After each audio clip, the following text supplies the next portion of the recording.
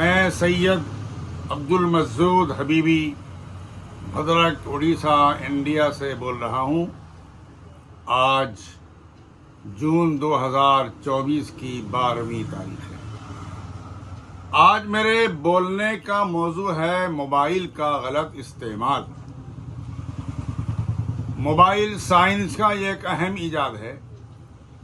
تار کے بغیر آپ لوگوں سے بات کر سکتے ہیں۔ موبائل کا وجود میں آنے سے پہلے کوئی اس کا تصور بھی نہیں کیا تھا کہ آپ دنیا کے کسی حصے میں کیوں نہ ہوں، آپ جس سے بات کرنا چاہیں بات کر سکتے ہیں۔ موبائل دین و دنیا کی بڑی معلومات فراہم کرتا ہے۔ وہ آپ کو ایسی باتیں بتایا کرتا ہے کہ اس کے جاننے کے لیے آپ کو بڑی بڑی کتابوں کا مطالعہ کرنا پڑتا۔ لیکن موبائل میں کچھ ایسی چیزیں آتی ہیں جو مخرب اخلاق ہیں۔ ان سے خصوصاً نوجوان طبقہ کے اخلاق پر برا اثر پڑتا ہے۔ عنفوان شباب یعنی شروع جوانی انسانی زندگی کی وہ منزل ہے کہ اس منزل میں پہنچنے کے بعد لڑکے اور لڑکیاں بگڑنے کا امکان جلد ہوتا ہے۔ اگر آپ شام کسی محلے کو جائیں، وہاں نظر اٹھا کر دیکھیں تو سینکڑوں جوان آپ کو ملیں گے جو ہاتھوں میں موبائل لیے ہوئے گھنٹوں گزار دیتے ہیں۔ یہ ایسی حرکتیں ہیں جو ترقی کی راستے میں رکاوٹیں پیدا کرتی ہیں۔ اس سلسلے میں مسجد کے اماموں اور والدین کو حرکت میں آنا چاہیے، ورنہ حالات مزید بگڑ جائیں۔ امام کو میں نے اس لیے شامل کیا ہے، اگر امام جمعے کے دن اپنے بیان میں اس پر روشنی ڈالیں، یقیناً لڑکے اور لڑکیوں کے والدین کا ذہن بدلے گا۔ وہ اپنی اولاد کو اس سے روک سکتے ہیں اور اس سے جو خرابیاں پیدا ہوتی ہیں وہ بھی رک جائیں گی۔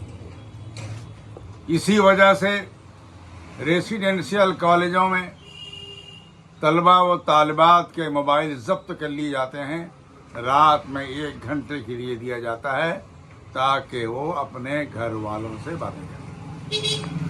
یہ بھی دیکھا جاتا ہے جب بچہ روتا ہے یا ضد کرتا ہے تو اس کو بہلانے کے لیے ماں موبائل دے دیتی ہے۔ بچہ بہل جاتا ہے، گھنٹوں موبائل سے کھیلتا رہتا ہے۔ اس سے اس کی بینائی پر اثر پڑتا ہے اور غور و فکر کی طاقت میں کمی آتی ہے۔ سب سے زیادہ اثر پڑ رہا ہے ناسمجھ نوجوان لڑکے اور لڑکیوں پر۔ ایک دوسرے سے موبائل کے ذریعہ رابطہ پیدا کرنے کا بہترین ذریعہ موبائل بن گیا ہے۔ 14-15 سال کے لڑکے لڑکیاں ایک دوسرے سے تعلق جوڑ لیتی ہیں اور اس سے تعلیمی اور سماجی زندگی پر برا اثر پڑتا ہے۔ نیاز مند نے اپنی طالبات کو بارہا کہا کرتا تھا کہ تمہارے والدین سے زیادہ تمہارا کوئی ہمدرد نہیں ہے اور نہ دوست ہے۔ تمہارے لیے جہاں بھی رشتہ طے کریں وہی تمہارے حق میں بہتر ہے۔ اگر تمہاری کہیں چاہت ہو تو اپنے والدہ سے بولنا، وہ اگر پسند کریں تو بات بن سکتی ہے، کیونکہ تمہارے والدین اس معاملے میں تم سے زیادہ سمجھ رکھتے ہیں اور تجربہ رکھتے ہیں۔ افسوس کہ دیکھا گیا کچھ لڑکیوں نے غلط قدم اٹھا لیا، راتوں رات بھاگ نکلی۔ احساس اس وقت ہوا اور پچھتانا پڑا جب جوانی کا جوش ٹھنڈا ہو گیا۔ ایسے درجنوں واقعات رونما ہوتے ہیں۔ لڑکیاں اپنی زندگی کو خراب کر لیتی ہیں۔ اس وقت کفے افسوس ملنا پڑتا ہے جب ان کی بربادی شروع ہو جاتی ہے۔ تقریباً 2 ماہ پہلے کی ایک سنسنی خبریں سنیں، آپ کے رونگٹے کھڑے ہو جائیں گے۔ شادی ہو گئی، دلہن سسرال پہنچ گئی، دلہن کو اس کے کمرے میں پہنچا دیا گیا، زندگی میں رات کس قدر اہمیت کی حامل ہے. دو دھڑکتے دلوں کی ملاقات کی رات ہے. شب عروسی کی پہلی منزل میں قدم رکھنا ہے. لیکن ہوا کیا سنیے. دلہن کمرے میں داخل ہو گئی اور اندر سے اس نے دروازہ بند کر دیا. اپنے شوہر کو جانے دیا نہ کسی اور کو. جس قدر سمجھایا گیا, دروازہ کھولنے کو کہا گیا, جواب ندارت, کوئی جواب نہیں آیا. مجبور ہو کر دلہن کے والدین کو بلایا گیا. سمجھوتے کی کوئی راہ نہیں نکلی. آخرکار طلاق. دلہن جسے سسرال میں زندگی گزارنی تھی, ایک نئی زندگی شروع کرنی تھی, ساری زندگی سسرال میں نبھانی تھی, اب وہ وہاں سے طلاق کی پرچی لے کر اپنے میکے پہنچتی ہے.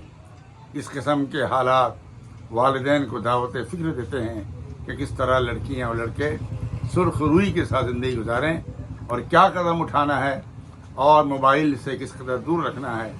امید ہے کہ میری یہ بات آپ کو اچھی لگے گی. اگر اچھی لگے دوسروں تک پہنچائیں, مجھے خوشی ہوگی. السلام علیکم.